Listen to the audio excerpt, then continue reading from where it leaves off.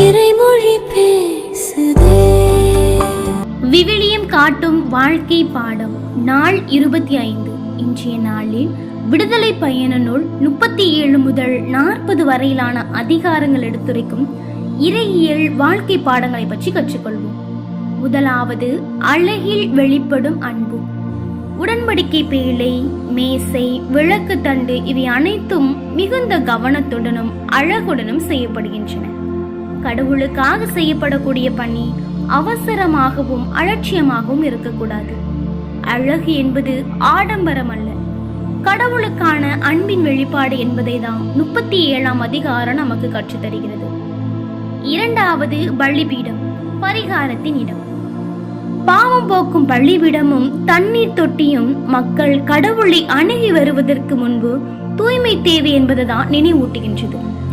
பரிகாரமும் தூய்மையும் இல்லாமல் உண்மையான இறை உறவு சாத்தியமில்லை என்பதை 38ஆம் அதிகாரம் நமக்கு கற்றுத்தருகிறது. மூன்றாவது, கீழ்ப்படிதலே உண்மையான நம்பிக்கை. ஆரோனின் ஆடைகள் ஆண்டவர் மோசேக்கு கட்டளையிட்டபடியே தயாரிக்கப்படுகின்றன. ஆண்டவர் கட்டளையிட்டபடியே என்ற வார்த்தை மீண்டும் மீண்டும் வருகிறது. நம்பிக்கை என்பது நாம நினைப்பதை செய்வதல்ல, கடவுள் சொல்வதை செய்வதே என்பதுதான் 39ஆம் அதிகாரம் நமக்கு கற்றுத்தருகிறது. நான்காவது, கடவுள் தங்கும் இடம் நிறைவு பெறுகிறது. கூடாரம் முழுமையாக எழுப்பப்படுகிறது. அப்போது ஆண்டவரின் மாட்சி கூடாரத்தை நிரப்புகிறது. மனிதன் தனது பங்கினை நம்பிக்கையுடன் செய்தபோது கடவுள் தன்னுடைய மாட்சியால அதை நிரப்புகிறார். கடவுளின் பிரசனம் இப்போது பயணத்தின் நடுவில் மக்களோடு இருக்கிறது என்பதை தான் 40ஆம் அதிகாரம் நமக்கு கற்றுத்தருகிறது.